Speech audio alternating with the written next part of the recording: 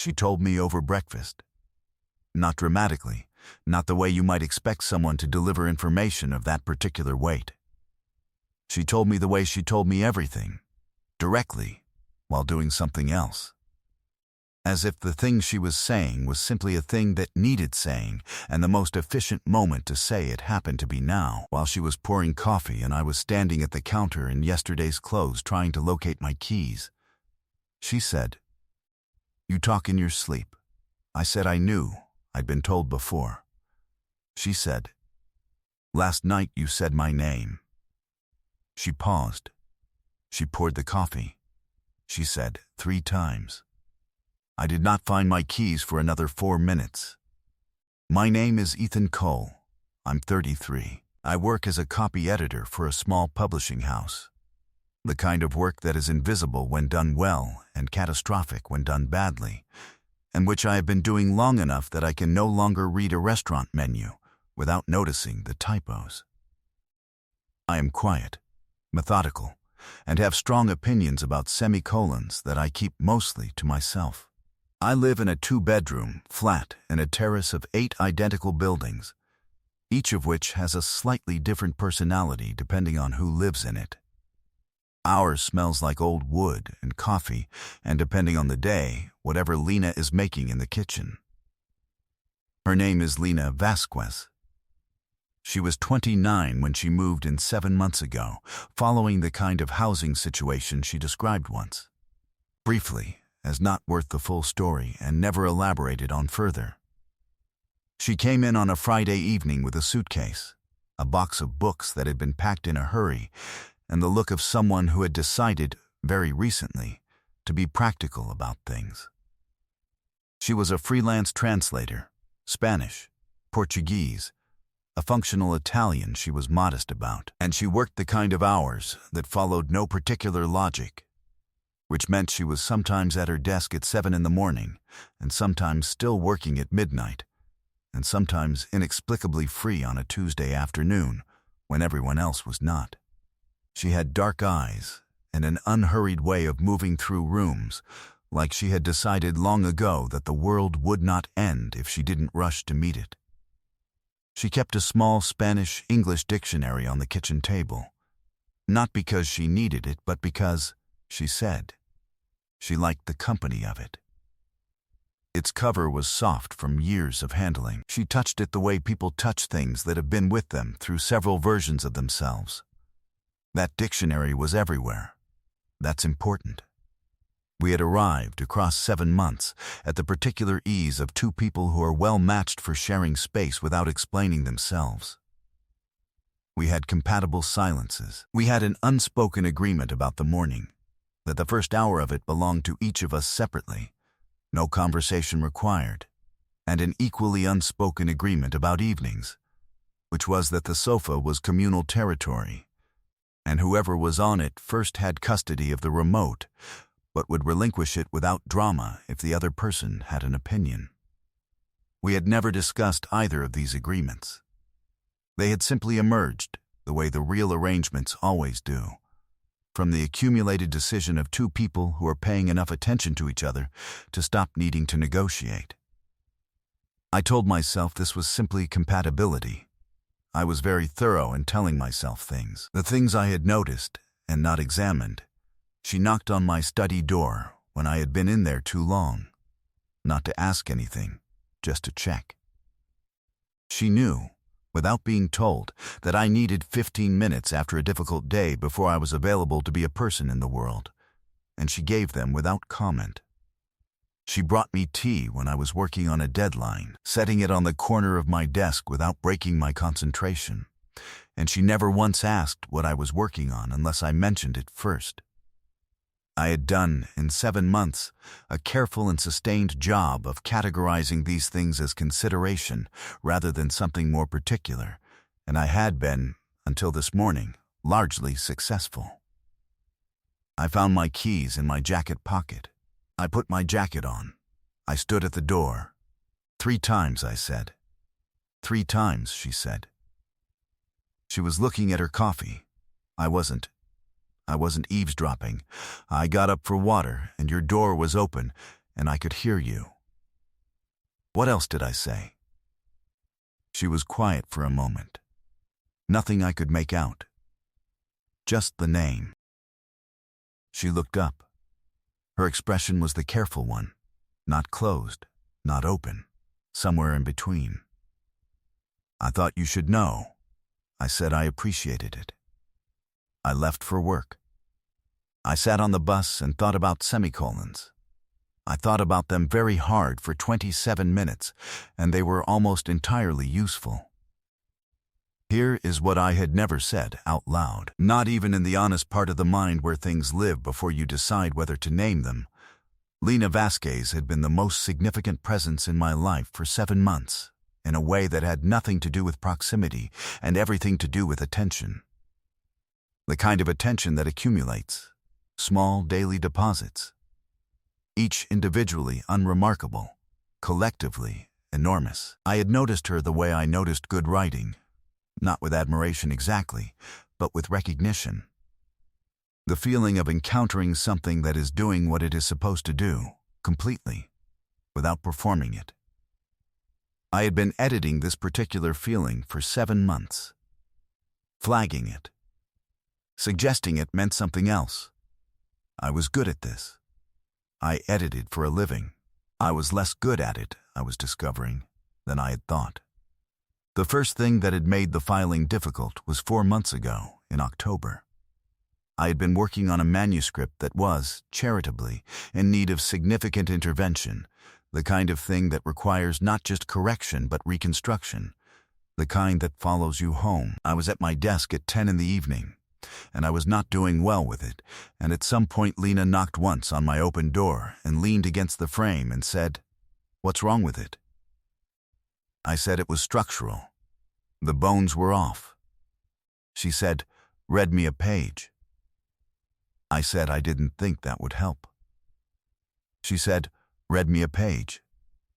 I read her a page. She sat on the floor with her back against the bookcase. Not on the chair, the floor, with her knees up and the dictionary from the kitchen in her lap, because she'd been carrying it when she knocked. And she listened. When I finished, she was quiet for a moment. Then she said, "The author doesn't trust the reader." That's the problem.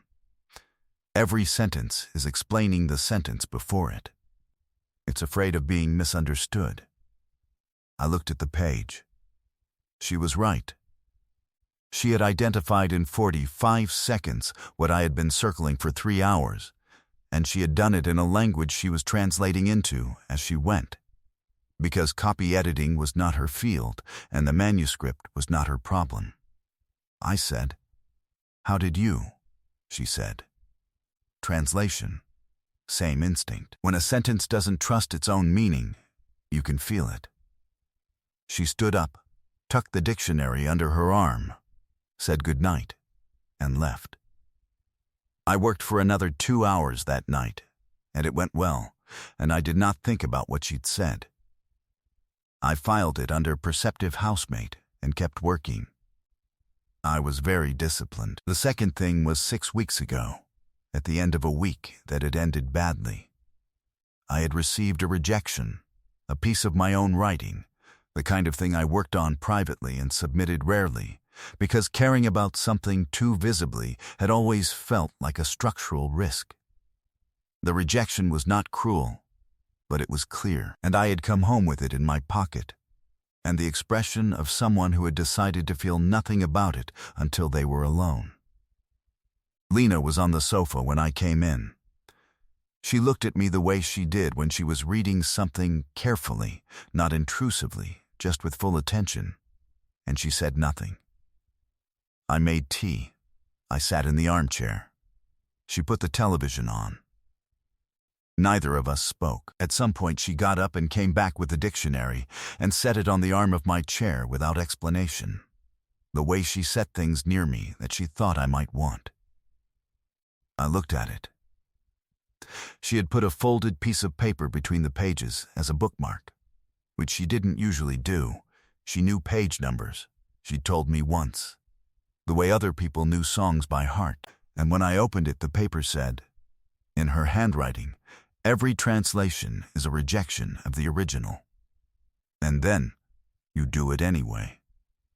I closed the dictionary. I held it for a moment. I did not say anything, because I could not identify a sentence that would be equal to the occasion. She had gone back to the television. She was not looking at me. She was giving me the note in the way she gave things, without requiring acknowledgement, without needing the gift to be received in front of her. I kept the note. I did not tell her that. I put it in the top drawer of my desk, which is where I put things I intend to keep indefinitely. The third thing was 3 weeks ago, when I overheard her on the phone. This was not intentional. The walls in this building carry sound selectively, in the way of old houses, and I was in the study with the door not quite closed, and she was in the kitchen not quite quiet.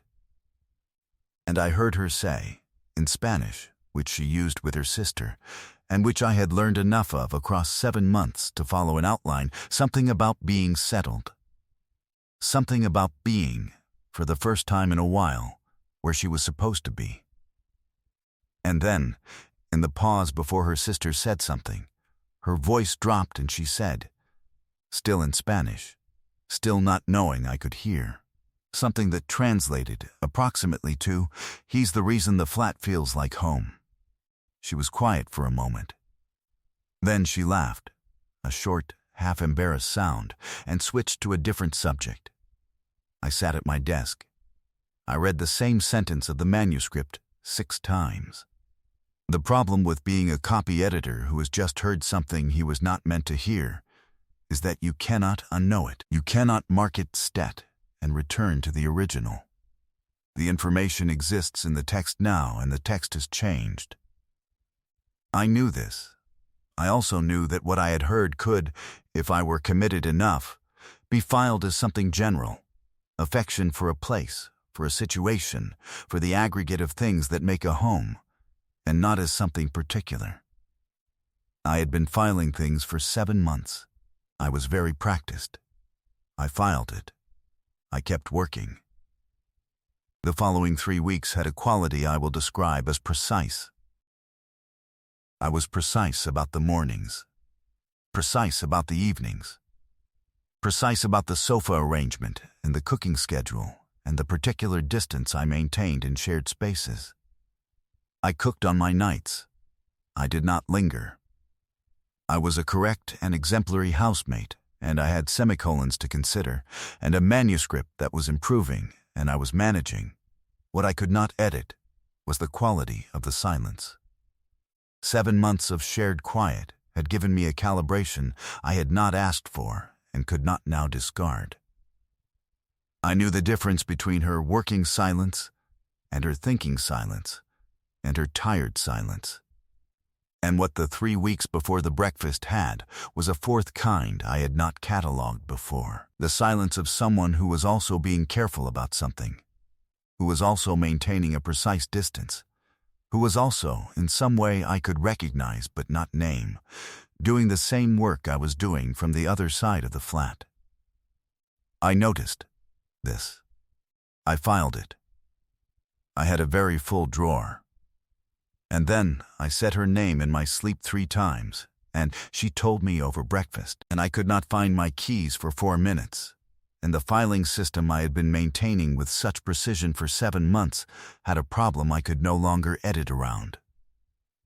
I came home that evening to find her at the kitchen table with a dictionary open and a document on her laptop, and a cup of tea going cold beside her in the way that meant she had been working long enough to forget the tea.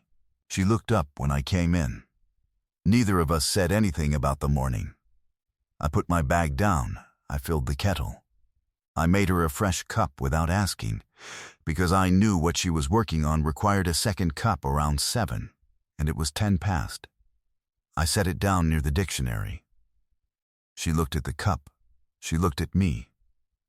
"You don't have to," she started. "I know," I said. I sat down across from her. "I want to say something." She closed the laptop. She turned the dictionary over in her hands once, the soft cover, the years in it.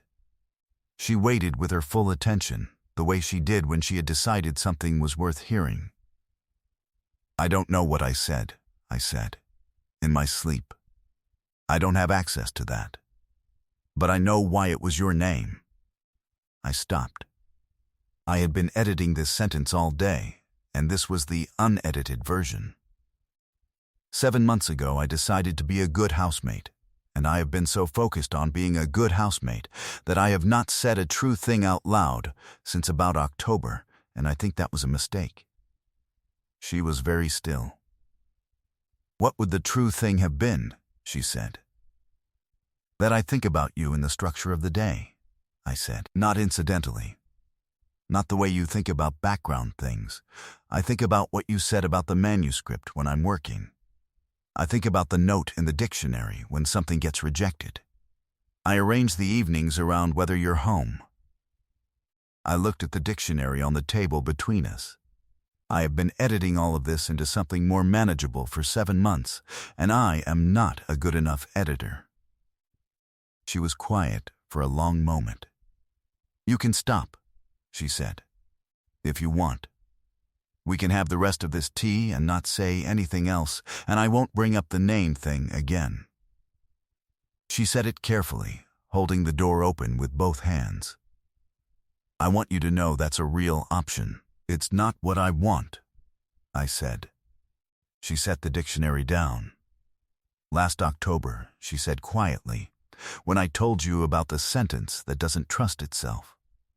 She paused.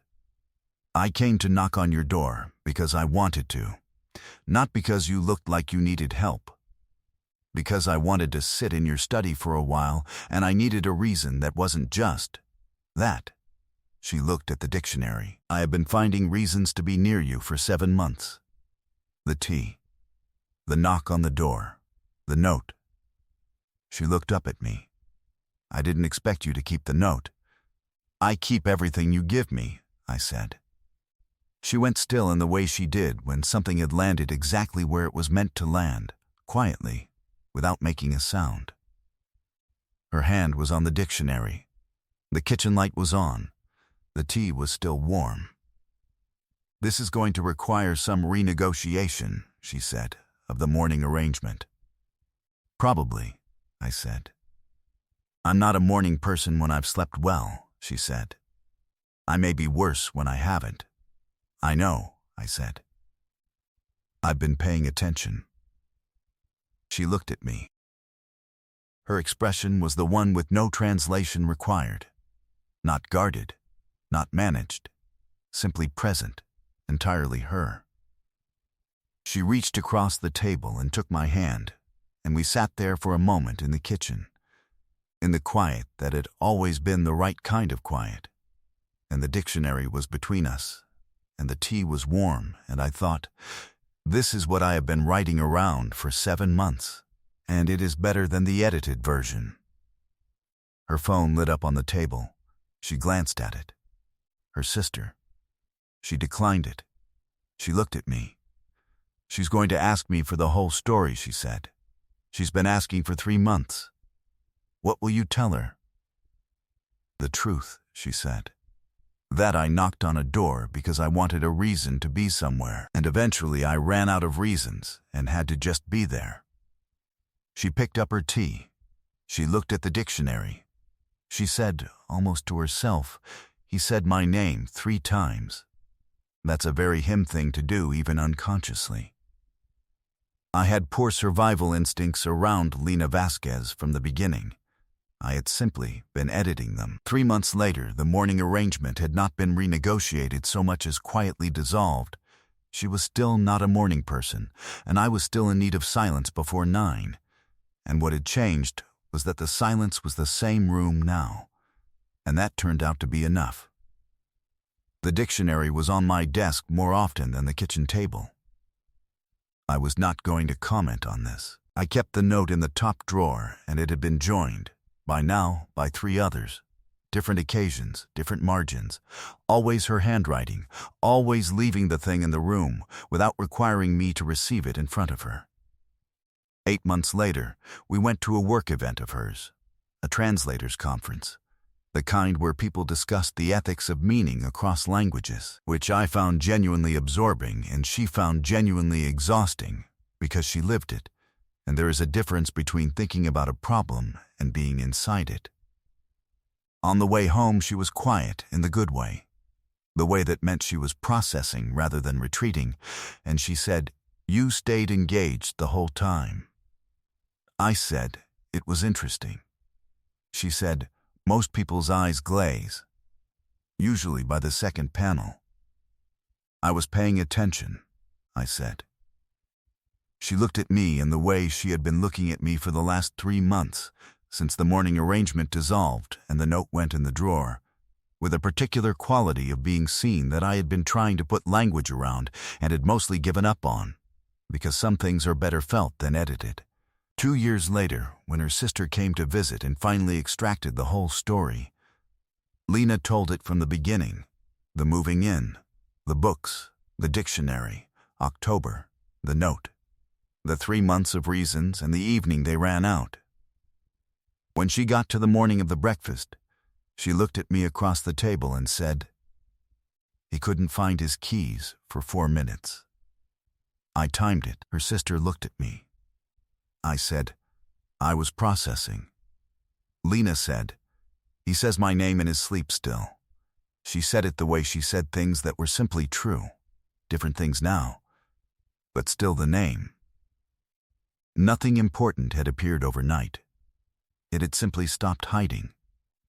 What would you have done if your roommate told you over breakfast that you'd said their name in your sleep 3 times? And you knew, in that moment, exactly why. And have you ever spent months editing something true into something more manageable, because the true version felt too large to say out loud? Tell me in the comments. If you liked this one, leave a like, subscribe, and I'll see you in the next one.